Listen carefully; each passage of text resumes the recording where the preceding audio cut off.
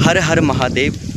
आप सभी का एक नए ब्लॉग में स्वागत है। आइए आप लोगों को ले चलता हूँ कुछ ऐसी जगहों पे जहाँ की संस्कृति हमारे दादा परदादाओं पूर्वजों से जुड़ी हुई है। कुछ ऐसी परंपराएं हैं जो परंपराएं पहले थी, लेकिन समय के चपेट में चलते चलते उस संस्कृति कहीं खो जा रही है। और उन्हीं संस्कृति को ताज़ा करने के लिए मैं आप लोगों को कई चीज़ें बताऊंगा जो हमारे दादा परदादाओं के टाइम पे थी। और आज भी कुछ चीज़ें, कुछ परंपराएं ऐसे जो जिंदा हैं, और कुछ चीज़ें समय के साथ जो मॉडर्न चीज़ें हो रही है उसके साथ कहीं खो चुकी हैं। तो आप कंटिन्यू ब्लॉग के साथ बने रहें। उम्मीद है ये ब्लॉग आपको पसंद आएगा। तो चलिए। तो भाई देखो, कुछ खेत यहाँ पे ये बंजर हो रखे हैं और कुछ खेतों में यहाँ पे धान बोया हुआ है या दालें बोई हुई हैं।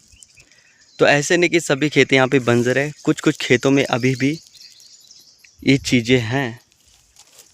और लेके चलता हूँ आपको आगे की तरफ।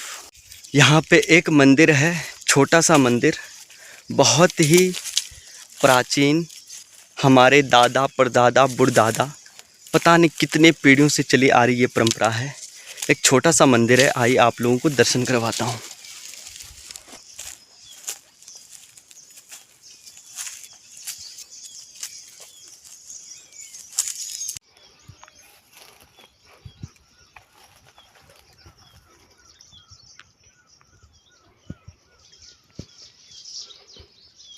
अब आप बोल रहे होंगे यार ये कैसा मंदिर है नागराजा का, ना यहाँ पे कोई मूर्ति है, ना यहाँ पे कोई फ़ोटो है, ना यहाँ पे नागराजा का कोई आकार है। तो भाई हमारे पूर्वजों से, हमारे दादा परदादाओं से कई पीढ़ियों से चली आ रही ये परंपरा है। क्योंकि अगर हम उनकी अनुमति के यहाँ पे कोई भी चीज़ छेड़छाड़ करते हैं तो ये हमारे लिए दिक्कत होगी। तो हमें अपने पूर्वजों के साथ साथ वो परंपरा ज़िंदा बनाए रखनी है। ऐसा नहीं कि ये मंदिर बन नहीं सकता, बन सकता है और आने वाले टाइम पे बन भी सकता है, लेकिन कुछ विशिष्ट विधियों के द्वारा यहाँ पे ये चीज़ें होंगी। और अगर आप प्रमाण के तौर पर कुछ मांगना चाहते हैं कि भाई हमें प्रमाण चाहिए कि ऐसी जगहों पे कि नागराजा रहते होंगे, तो आइए आप प्रमाण मांग सकते हैं। क्योंकि जब आएंगे ना नागराजा तो वही बताएंगे फिर कि आइए मैं आपको बताता हूँ। अब चलिए आप लोगों को ले चलता हूँ वहाँ पे जहाँ पे पहले के टाइम पे रोपाई होती थी, और रोपाई पूरे खेतों में होती थी। जो ये खेत भी बंजर पड़े हुए हैं, इन खेतों में भी पहले के टाइम पे धान होता था, दालें होती थी, और इतनी दालें होती थी कि पूछो मत। रोपाई होती थी, यहाँ चावल होते थे। लेकिन ये देख के लग नहीं रहा होगा आपको कि इसमें पहले चावल होते थे, लेकिन ये सत्य है कि पहले टाइम पे इन खेतों में भी चावल होते थे। तो आइए ले चलता हूँ आपको वहाँ पे जहाँ पे रोपाई का पानी इकट्ठा करके पानी में खेतों में भेजा जाता था। तो चलिए आप लोगों को ले चलता हूँ। तो यहाँ पे भाई बहुत बहुत बड़ी झाड़ियाँ हो रखी हैं, यहाँ घुसने की भी जगह नहीं मिल रही है। पर नहीं लग रहा मेरे को यार यहाँ रास्ता मिल जाएगा मेरे को। दूसरी साइड से ले चलता हूँ आपको, तो चले। अब इसी खेत को देख लीजिए, जो ये खेत है ना, इसमें कितने बड़े बड़े पौधे उग रखे हैं। मुझे वो दिन भी याद है जब मैं अपनी मम्मी के साथ आता था और इन खेतों में अपनी मम्मी के साथ काम करता था। तो सोचो आज इन खेतों की हालत कैसे हो रखी है। भाई आप जो मेरे पीछे ये फल देख रहे हैं ना, इसमें छोटे छोटे, ये पहाड़ों का सबसे खूबसूरत फल है। ये ना लाल कलर के होते हैं। कुछ ऐसे फल होते हैं, कुछ उसकी तरह होते हैं, लेकिन ध्यान नहीं आ रहा, मैं आपको बताता हूँ निकाल के।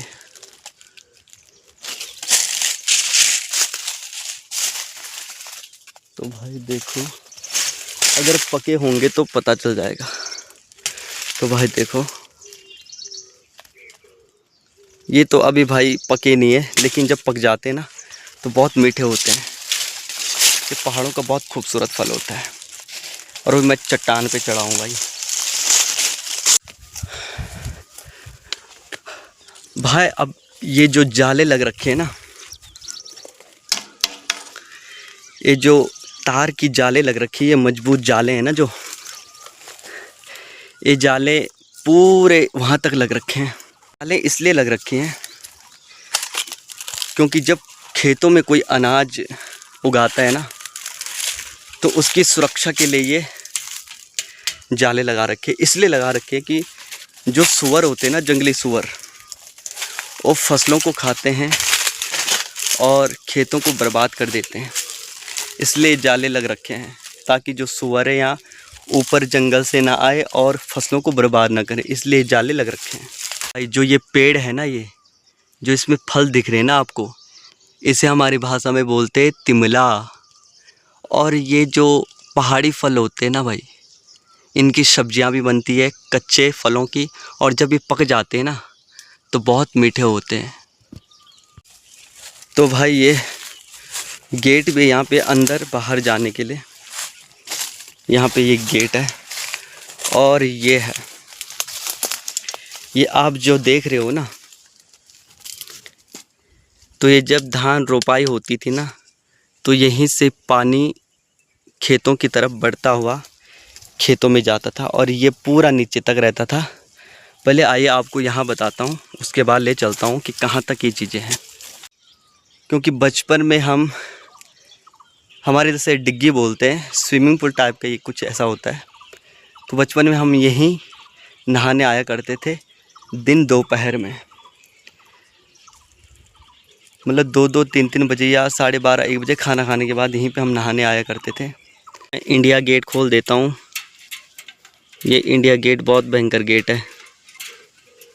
वे इंडिया गेट कैसे खुलेगा, इसको खोलने का वो करना पड़ेगा। ये देखो, ऐसा गेट हो जाए इंडिया का तो फिर आतंकवादी घुसेंगे नहीं।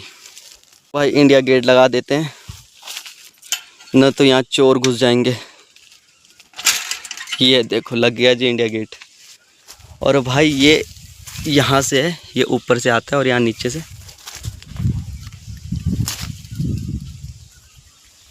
और ये यहाँ से और पूरे जैसे यहाँ पे रोपाई होती तो यहाँ पे इसका स्रोत खुल रखा है। तो यहाँ से ये, अब तो यहाँ भाई जंगल ही जंगल उग रखा है सारा। ये तो पहले के टाइम पे भाई बहुत धान रोपाई होती थी इधर। ये पूरा ऐसा रहता है भाई। ये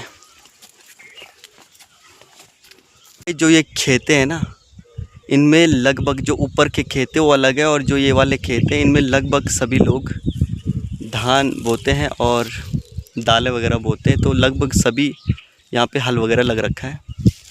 और यहाँ पे जो ये है, यहाँ पे प्याज लगा रखा था।